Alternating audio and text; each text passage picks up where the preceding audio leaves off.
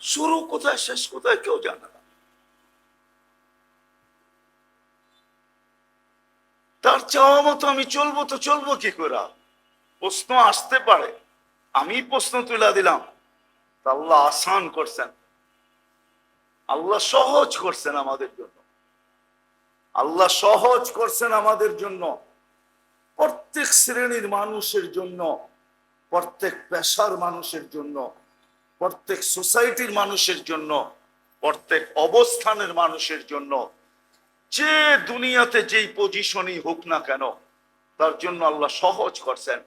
আল্লাহ বলে আমি আদর্শ পাঠায়া দিছি, ওই আদর্শ অনুযায়ী যদি তোমার আদর্শ হয়, তাইলে আমি মেনে নিব যে তুমি আমি যা চাইলাম তাই করলে, এখন দায়িত্ব আমার, তুমি যেরকম চাবে আমি এরকম করব। এই জন্য হাদিসে আছে, একটু খুঁজা বাহির করতে হবে। আল্লাহ এই উম্মতকে বলছেন, যদি তোমরা এরকম হয়ে যাও, তো দিনের বেলায় আমি কোনোদিন বৃষ্টি দিব না, বৃষ্টি দিব রাত্রে।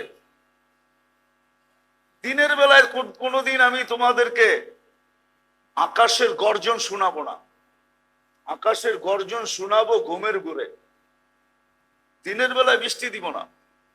কেননা তোমাদের কর্মে ব্যাঘাত হবে, এরকম করবো না। বরং রাত্রে বৃষ্টি দিব, যে কর্ম ব্যাঘাত না হয়, ঘুমটা আরো গভীর হয়, ঠান্ডায় ঠান্ডায় ঘুম হয়। এই জন্য আল্লাহ আদর্শ দিচ্ছেন। আজকে বাস্তবিকই যদি আদর্শকে আমরা মানতাম, মুহাম্মদুর রাসূলুল্লাহ সাল্লাল্লাহু আলাইহি ওয়াসাল্লাম ওই আদর্শ সহজ করার জন্য, আবার আদর্শের ভিতরে কনসিডারও করছেন আল্লাহ, কমায়া দিছেন, পুরা না।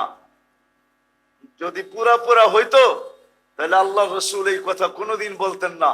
সাহাবাদেরকে বলছেন, লাউ তারাকতুম উশরা মা উনসিলা বি লাহালাকতুম, তোমরা যদি 100 ভাগের 10 ভাগও ছেড়া দাও, তাহলে তোমরা গন্তব্যে পৌঁছতে পারবে না।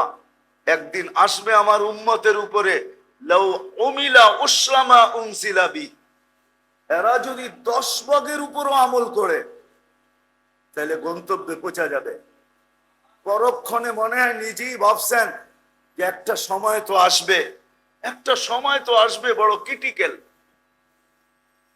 বড় কঠিন সময় আসবে একটা, যেমন আজকে কঠিন সময়, কারো বাঁচার সুযোগ নাই। যার হাতেই অ্যান্ড্রয়েড সেট আছে, আর যার ওইখানেই ইন্টারনেটের সংযোগ আছে, তারও বাঁচার সুযোগ নাই, কারো বাঁচার সুযোগ নাই। আমার মনে হয় এই জমানায় সবচেয়ে বড় যুদ্ধ হইল, এটা এই জন্য বলতেছি আল্লাহ যেন আমাকেও বাঁচায় দেয়, সবচেয়ে বড় যুদ্ধ হলো ইন্টারনেটের থেকে বাঁচা। এর চেয়ে বড় যুদ্ধ এই জমানায় কিচ্ছু নাই। মানুষ যতই যুদ্ধের কথা বলুক না, যতই রক্তের বন্যা বাওয়ানের কথা, প্রবাহিত করার কথা বলুক না কেন, সবচেয়ে বড় যুদ্ধ হলো অ্যান্ড্রয়েড সেট এবং ইন্টারনেটের থেকে বাঁচা, ইন্টারনেটের থেকে বাঁচা। আজকাল সন্তান মা বাবাকে ডিনাই করতে পারে, কিন্তু অ্যান্ড্রয়েড সেটকে ডিনাই করতে পারে না। মা বাবাকে ঘর থেকে ধাক্কা দিয়ে বাহির করতে পারে, কিন্তু অ্যান্ড্রয়েড সেটকে বাহির করতে পারে না। মা বাবার গলায় ছুরি চালাইতে পারে, কিন্তু ইন্টারনেটের সংযোগ কাটতে পারে না। যার কারণে সবার ঘরে ঘরে এখন ওয়াইফাই। কি সত্য তো? আবার রাগ হয়ে যায় না কিন্তু আমার উপরে, আমি বুঝানোর জন্য বলতেছি। অভিরুচি আপনার, স্বাধীনতা আপনাকে আল্লাহ দিচ্ছে, আমি আঙ্গুল দেওয়ার কে? আমি শুধু বুঝানোর জন্য বলতেছি, বাধা দেওয়ার জন্য না। কেননা আমি বাধা দেওয়ার কে? স্বাধীনতা তো আল্লাহই দিছে। মানুষকে 5টা স্বাধীনতা দিছেন, তার ভিতরে সবচেয়ে বড় স্বাধীনতা যেটা দিছেন, ইচ্ছা স্বাধীনতা, যা খুশি তা করতে পারে।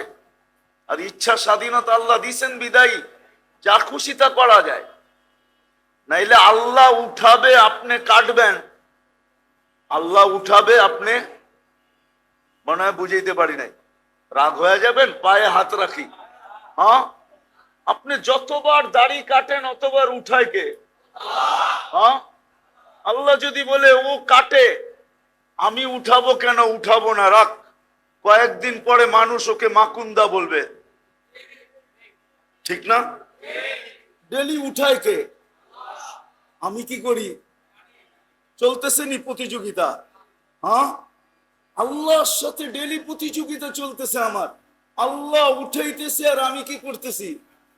আমি বলতেছি তুই উঠাইতে থাক, আমি কাটতে থাকবো, ঠিক না? এটাই তো প্রতিযোগিতা, ঠিক না? তারপরও কি আজ পর্যন্ত আল্লাহ আমার অক্সিজেন বন্ধ করছেন? ডেলি 550 লিটার নিতে দিতেছেন, উইদাউট পে, এক পয়সাও নেন না। কত লিটার নেই? 550 কি অক্সিজেন, ঠিক না? ডেলি 550 লিটার অক্সিজেন নিতেছি। ডেলি 1,60,000 বার শ্বাস প্রশ্বাস নিতেছি, ছাড়তেছি এবং নিতেছি। আধা সেকেন্ডের কম সময়ের ভিতরে আল্লাহ এই কথা বলে না, তুই আমার সাথে যুদ্ধে লাইগা আসিস, আমি উঠাই আর তুই কাটিস, আমি উঠাই আর তুই কাটিস। তুই প্রমাণ দিতে চাইতেছ, মুখে যদিও বলিস না, তারপরও তুই বলতে চাইতেছ আপনি উঠাইতে উঠাইতে হইতে পারে কত উঠাইবেন, আমি কাইটা দেখায় দিব। আল্লাহ তো বলতে পারতেন যে আমি তোকে অক্সিজেন নিতে দিব না, শ্বাস প্রশ্বাস নিতে দিব না, বা শ্বাস নিতে দিব, তুই যে দূষিতটা ছাড়স ওইটাই তোকে নিতে দিব। আমি ন্যানো সেকেন্ডের ভিতরে কুদরত দ্বারা রিফাইন করব না, আর তুই যে দূষিতটা ছাড়লি ওটাকে আবার পিওর করে তোকে টানতে দিব না। এই কথা তো আজ পর্যন্ত বলেন নাই। ডেলি 36 বার আল্লাহ বলতে তো পারতেন যে তুই যখন আমার সাথে প্রতিযোগিতা করিস, আমি ডেলি 5 বার ডাকি আর তুই 5 বার আমাকে আঙ্গুল দেখাস, আমি ডেলি উঠাইতে থাকি, তুই প্রতি 2 দিন পর পর শেভ করতে থাকিস। এরকম হাজারো জিনিসের তুলনা দেওয়া যেতে পারে। তুই আমাকে আঙ্গুল দেখাইতে থাকিস, আমি ডেলি 36 বার তোর কিডনিকে আমি ডায়ালিসিস করি, আমি 36 বার করব না, খালি একবার কমায় দিব, একবার। কয়বার? ডেলি কয়বার করেন ডায়ালিসিস? কুদরত দিয়া কয়বার? 36 বার। কতবার? তাইলে পার ঘন্টায় 1 থেকে 1.5 বার ডায়ালিসিস হয় আপনার আমার কিডনি। হ্যাঁ, যুবক তো ভাবে যৌবনের তরঙ্গে চলি, ঠিক না? নারী ভাবে নারীত্বের তরঙ্গে চলি, যুবতী ভাবে যৌবনের তরঙ্গে চলি। সবাই ভাবতেছি আমরা তরঙ্গ, বোঝেন তরঙ্গ, ঢেউয়ে চলতেছি, ঠিক না? আসলে ডেলি 36 বার আমাদের কিডনিকে আল্লাহ ডায়ালিসিস করেন কুদরত দিয়া। যদি আল্লাহ একবার কমায় দেন, প্রতি মাসে আপনাকে 2 থেকে 3 বার ডায়ালিসিস করতে হাসপাতাল যেতে হবে।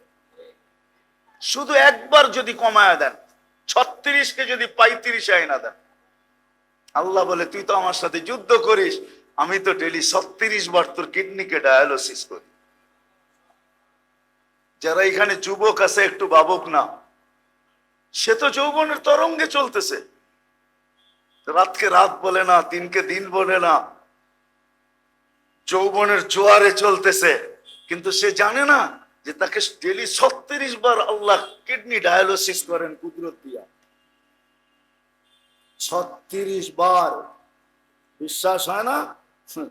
বিজ্ঞানে সার্চ দিয়া দেখেন, আপনাদের বিজ্ঞানও আমার কথা মেনে নিবে যে আল্লাহ কুদরত দিয়া ডেলি 36 বার ডায়ালিসিস করে,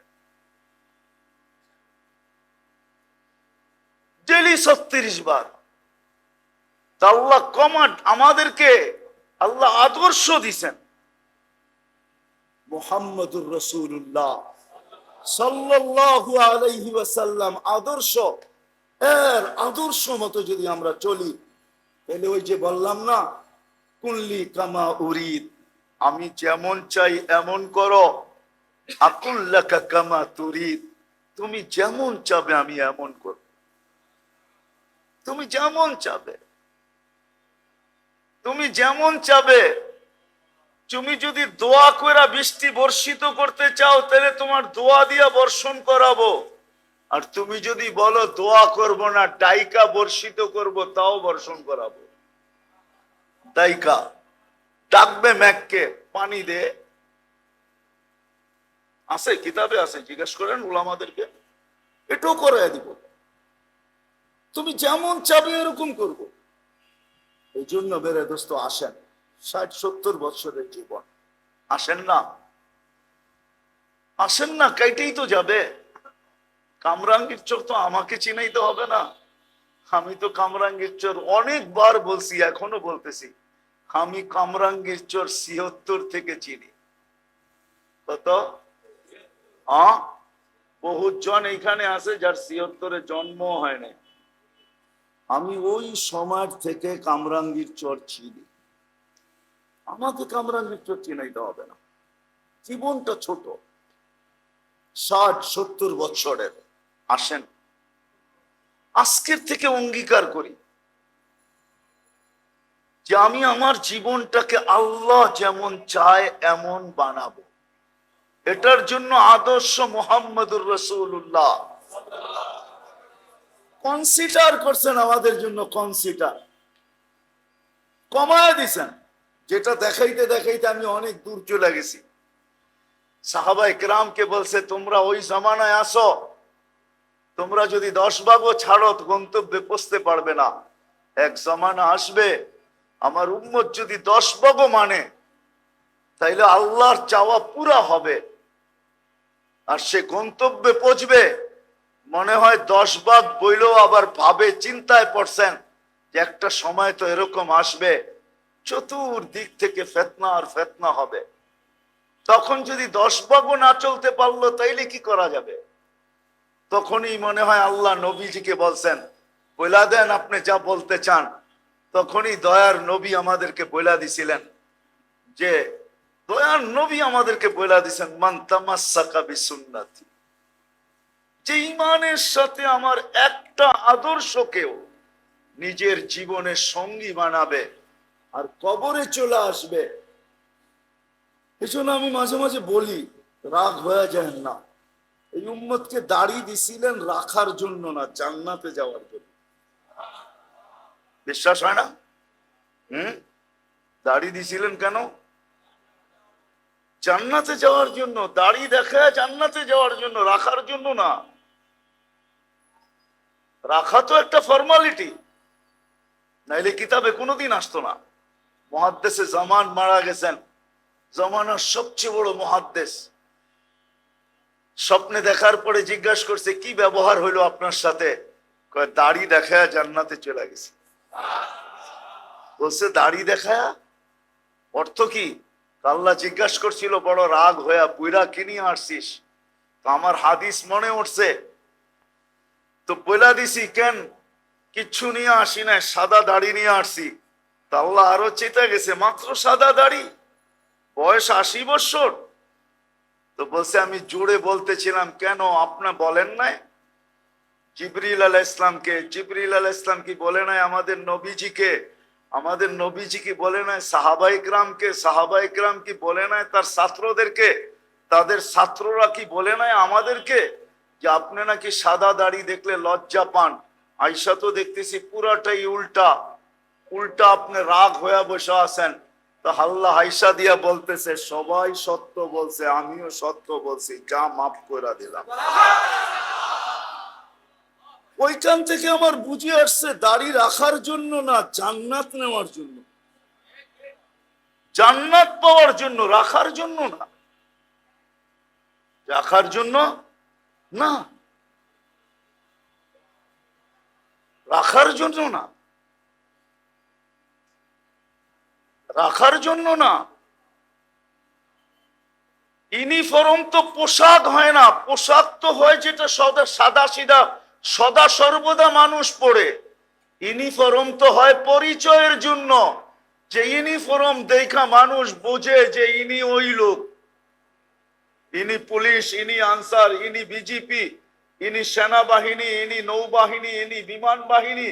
পোশাক তো শুধু পরিচয় বুঝায়, দাড়ি তো রাখার জন্য না, দাড়ি তো জান্নাত নেওয়ার জন্য। সত্য। আমি তো বলি নামাজ পড়ার জন্য না, নামাজ তো পড়ার জন্য না। যেই নামাজ আমরা পড়ি, তাইলে হাদিস সত্য হইলে তো সত্যই, পুরা সত্য। আমাদের নামাজ তো আমাদের মুখেই মারা হয়। আমরা যে নামাজ পড়ি, রাগ হয়ে যাবেন? একজনও এইখানে নাই এন্টার কামরাঙ্গীর চরে একজন জনসাধারণ বাহির করা মুশকিল হবে। চাই 3 চিল্লা দেখ, চাই 300 চিল্লা দেখ, যে কোনদিন নুরিয়া মাদ্রাসা বা কামরাঙ্গীর চরের একটা বড় মাদ্রাসায় যায় হুজুরদেরকে ডাইকা বলছে আমি 2 রাকাত পড়ি, আর আপনারা দেখেন, তারপরে আমাকে একটা আপনাদের পেডে লেখা দিবেন যে আমার নামাজটা ঠিক আছে, আল্লাহ রসুলের নামাজের মতো আছে। এরকম সত্যায়িত করার কাগজ কয়জন নিছি আমরা? নিছি? হ্যাঁ, আছে। এরকম যদি বলি সূরা, যে সূরা আলেমকে শুনে আপনি লেখায় নিছেন, অথচ আল্লাহ তো মেহেরবানি করছিল এই উম্মতের জন্য। 3 রাকাতের বেশি কেরাতওয়ালা কোন নামাজ এই উম্মতের জন্য নাই। 3 রাকাতে কেরাত শুধু এক বেতের আছে, এছাড়া কোন নামাজে 3 রাকাতের উপরে 2 রাকাতের উপরে কেরাত নাই। মানেন? হ্যাঁ, কি আপনি বলবেন সুন্নত তো 4 রাকাতেই কেরাত পড়তে হয়, ঠিক না? আপনি পড়েন, কিন্তু সুন্নত 4 রাকাত 4 রাকাত না, সুন্নত 2 রাকাত 4 রাকাত। as-salatu masna masna, 2 রাকাত।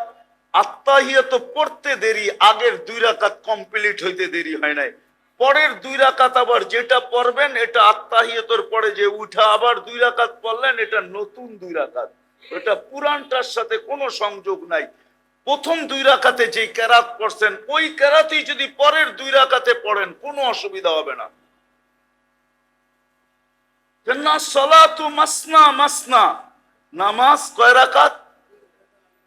মশহুর হাদিস 2 রাকাত 2 রাকাত। এই জন্য আল্লাহ উম্মতের দিকে চায়া ছোট সূরা দিছে 3টা। কয়টা? কোরআনে 3টার বেশি কোনো ছোট সূরা নাই, 3টাই ছোট সূরা। এর চেয়ে ছোট কোনো সূরা কোরআনে নাই।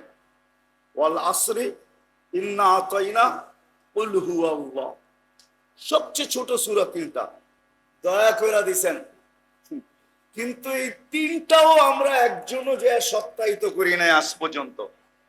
আল্লাহ দয়া করে দিছেন যে বড় সূরা তোমার মুখস্থ করতে হবে না, তুমি এই ছোট 3টাই করো, আর 3টা দিয়েই সারা জীবন নামাজ পড়তে থাকো, কিন্তু 3টাকে সত্যায়িত করো যে তুমি সহি পড়তেছো।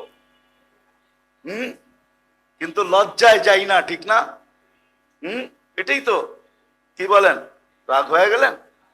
বহুত আছে লজ্জায় যায় না, যে হুজুররা কি বলবে, দাড়ি পেকে গেছে, বয়স হয়ে গেছে, সারাদিন পাগড়ি পড়া ঘুরি, এতগুলা চিল্লা দিলাম, তারপরও যদি ভুল হয়ে যায়, এই ভয়ে ভয়ে যায় না। কিন্তু কালকে যদি লজ্জিত হন, তাইলে আল্লাহ যদি বলে তোদের দিকে চাই তো আমি 3টা সূরা ছোট দিছিলাম, চতুর্থ কোন ছোট সূরা দেই নাই, কেননা বেতেরের 3 রাকাতে কেরাত পড়তে হয়, এই জন্য আমি 3টা সূরা দিছিলাম, নাইলে 2টাই দিতাম। বেতের যদি না হইতো তাহলে 2টাই দিয়া শেষ করতাম।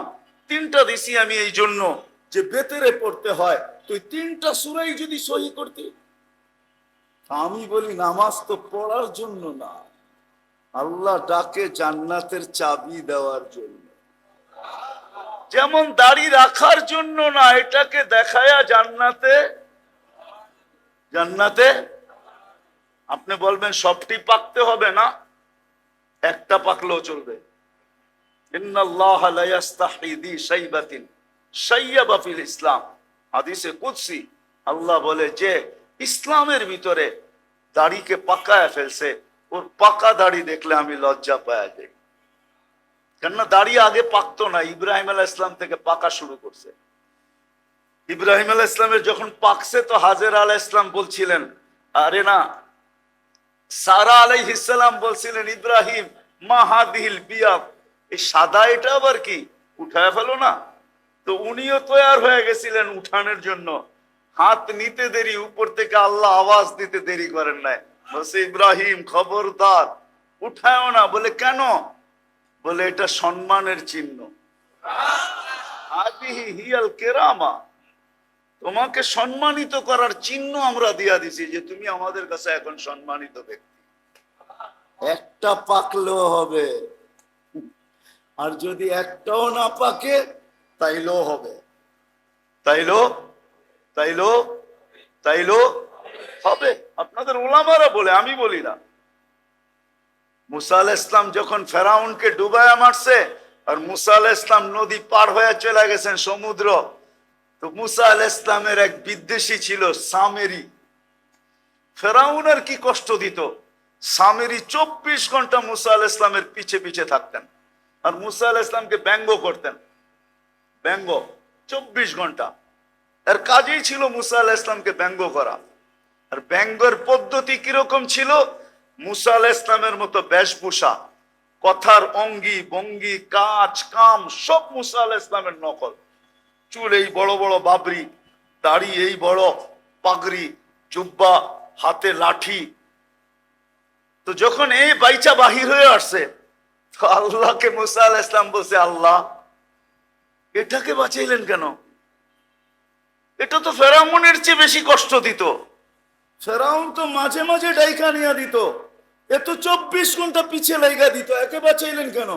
আল্লাহ জবাব দিছিল, মুসা বাঁচাইতে তো চাই নাই, কিন্তু যখন তোমার বেশভূষা, অঙ্গি ভঙ্গি, তোমার অনুসরণ অনুকরণ দেখছি, তখন লজ্জা পায়া গেছি যে আমার নবীর মতো দাড়ি, আমার নবীর মতো চুল, আমার নবীর মতো পাগড়ি, আমার নবীর মতো জুব্বা, আমার নবীর মতো হাতে লাঠি, ডুবাই তো ডুবাই কি করে, এই লজ্জায় বাঁচায় দিছে। আমি তো বলি দাড়ি দেখলো আল্লাহ বাঁচায় দিবে, নামাজ তো নামাজের জন্য না, এটা তো জান্নাতের চাবি দেওয়ার জন্য, চাবি দেওয়ার জন্য। তো যেখান থেকে আমি বাহির হয়ে গেছি, যে মেরে দোস্ত, আমরা যতই চাই, কিন্তু আপনার চাওয়া আমার চাওয়া আল্লাহর চাওয়ার সাথে যতক্ষণ পর্যন্ত না মিলবে, সারা দিন সারা রাত্র আমি মডেল তালাশ করে কাটায় দিতে পারি, কিন্তু কোনো দিন প্রতিফলিত হবে না। হবে ওই সময় যখন আল্লাহর চাওয়ার সাথে মিলবে। আর আল্লাহর চাওয়া কখন মিলবে? যখন আমি মুহাম্মদুর রাসূলুল্লাহ সাল্লাল্লাহু আলাইহি ওয়াসাল্লামের আদর্শের উপরে চলবো। বিদায় কমাইতে কমাইতে এই জায়গায় নিয়ে আসছেন যে একটা আদর্শ যদি তুমি আমার জীবনের সঙ্গী বানাও ইমানের সাথে, তাইলে আল্লাহর চাওয়ার সাথে তোমার চাওয়া মিলবে। শুধু মিলবে না, দুনিয়ার থেকে বিদায় নেওয়ার সাথে সাথে 100 শহীদের মালা নিয়ে আমরা তোমাকে স্বাগত জানাবো। এই জন্য আসেন, আসেন শিখি নবীর একটা আদর্শ। এই জন্য তো আমি যুবকদের পায়ে হাত রেখে বলি, জীবনে 2-4 বার, যদি তাও না হয় জীবনে একবার হইল আল্লাহ নবীর স্টাইলে কোনো একটা জিনিস করে রাখো, চুলটাই কেটে রাখো আল্লাহ নবীর আদর্শ মতো। একটা স্বভাবকে নিজের সঙ্গী বানাও, একটা স্বভাবকে, একটা স্বভাব তালাশ করো, নিজের সঙ্গী বানাও, তাইলে কিন্তু তোমার জীবনটা আল্লাহর চাওয়া মতো কাটানো হবে। আর যদি তা না হয়, দুনিয়ার জীবনটা কেটে যাবে, ধরে রাখার কোনো সুযোগ নাই। দুনিয়ায় হাজারো পরিচয় চলে, হাজারো পরিচয়ে দুনিয়াকে প্রকম্পিত করা যায়, হাজারো পরিচয় দুনিয়ায় ব্যবহার করা যায়। রব্বে কাবার কসম, মৃত্যু লগ্ন থেকে নিয়ে জান্নাতের দুয়ার পর্যন্ত মুহাম্মদুর রাসূলুল্লাহর পরিচয় ছাড়া আর কোনো পরিচয় চলবে না। শুধু একটা পরিচয় চলবে, যেটা মুহাম্মদুর রাসূলুল্লাহ, এই পরিচয়ই চলবে। এই পরিচয় যদি না চলতো, তাহলে কোরআন কোনোদিন আমাকে এই কথা বুঝাইতো না। কোরআন বুঝাইতে চাইতেছেন, লম্বা আয়াতকে আমি শর্ট করে শুনাইতেছি। ওয়াস্তাগফিরুল্লাহ ওয়াস্তাগফারা লাহুর রাসূল লাওয়াজাতুল্লাহ তাওয়াবার রহিমা। আপনার উম্মত আমার কাছে তওবা করলেই, ইস্তিগফার করলেই আমি কবুল করব না, আমি দেখব আপনি পক্ষে কিনা। বন্ধু, আপনি যদি পক্ষে হন, তো চাইতে দেরি, আমি মাফ করতে দেরি করব না। তাকায়া দেখবো না সে কত করলো, তাকায়া দেখবো না কে করলো, শুধু আপনি পক্ষে হইতে দেরি, আমি মাফ করতে দেরি করব না। এই জন্য আসেন, আসেন একটা আদর্শকেও সঙ্গী বানাই, একটা আদর্শকে সঙ্গী বানাই। যদি বানাইতে পারলাম তাহলে মনে হয় আল্লাহর চাওয়া আপনার আমার চাওয়া এক হবে, তখনই আল্লাহর ওয়াদা বাস্তবায়ন হবে। আকুন লাকা কামা তুরিদ, তাইলে আর ক্লান্ত করবে না, নাইলে ক্লান্ত হইতে থাকবো, কোনো লাভ হবে না। যদি এতটুক কথা আমার বুঝে আইসা থাকে, তাহলে আজকে অঙ্গীকার করেন একটা আদর্শ। আর আল্লাহ রসুলের সবচেয়ে বড় আদর্শ যেটা ছিল, সবচেয়ে বড় আদর্শ, যে আদর্শের কোনো তুলনা হয় না, সেটা ছিল 5 ওয়াক্তের নামাজ। সবচেয়ে বড় আদর্শ ছিল। এই জন্য দুনিয়ায় পা রাখতে দেরি, সেজদা করতে দেরি করেন নাই। উম্মে আইমান না শেফা ছিল, শেফা আব্দুর রহমান ইবনে আউফ রাদিয়াল্লাহু তাআলা আনহুর আম্মা শেফা, যখন আল্লাহর রসুল দুনিয়াতে আসেন তো শেফা ছিলেন, শেফার হাতের উপর দিয়ে আসছেন রাদিয়াল্লাহু তাআলা আনহা। শেফা বলতেছিল, আসতেছিল না কান্নাল মিসকা ইয়াফুর, আসতেছিল না মনে হয় যে সমগ্র জগৎটাকে সুগ্রাণে মোহিত করতেছিল, আর আসতেছিল আর শরীরে এক বালু পরিমাণ কোথাও ময়লা ছিল না। জানি না ভিতরে কে ওয়াশ করছে। মক্তু আসুররা, নাবি কাটা ছিল। মখতুনান, আগেই মুসলমানি করা ছিল। চাদরে রাখতে দেরি, টাইম দিক হইয়া উঠা সেজদায় যাইতে দেরি করেন। আমি তো বলি সেজদা করেন না, আমাদেরকে মেসেজ দিছেন যে আমার সবচেয়ে বড় আদর্শ কি দেখো, মেসেজ। সেজদা করতে দেরি করেন না, লম্বা সেজদা। তারপরে উঠা আত্মাইয়াতের সুরতে বসছেন, শাহাদত আঙ্গুলিকে উপরের দিকে উঠাইতে দেরি, সমগ্র জগৎ আলোকিত হইতে দেরি করে নাই। আম্মা জান আমেজা বলেন, সবকিছু আমার সামনে উদ্ভাসিত হইতে দেরি হয় নাই। আমি কামরায় বৈশা পারস্যের বড় বড় উপস্থাপনা দেখতেছিলাম, রুমের বড় বড় উপস্থাপনা দেখতেছিলাম, আর আমি আশ্চর্যের জগতে সমুদ্রের ভিতরে ডুবতেছিলাম যে এটা কেমন বাচ্চা, এটা আবার কি। ওই মুহাম্মদুর রাসূলুল্লাহ যিনি আয়েশা আমাদেরকে মেসেজ দিয়েছেন, আর যাওয়ার পরেও যাওয়ার সময় বলছেন আসসালা আসসালা, সারা জীবন বলছেন কুররাতু আইনি বিয়াসসালা, আমার চোখের শীতলতা নামাজ। বিদায় আসেন, আজকে অঙ্গীকার করি এই মাদ্রাসার আঙ্গিনায় বৈশা যে সবচেয়ে বড় আদর্শ যেটা, ওটাকে আমি আমার জীবনের সঙ্গী বানাবো, যেটাকে বলে নামাজ। বানাবেন? ওয়াদা? বিলকুল। কে কে ওয়াদা করতে পারেন যে আমি ইনশাআল্লাহ এটাকে আদর্শ বানাবো? হ্যাঁ, নামান নামান। সময় তো নাই, শুধু বিজ্ঞান বিজ্ঞান করেন, তাইলে আপনাদেরকে দেখাইতাম আমি বিজ্ঞান কাকে বলে।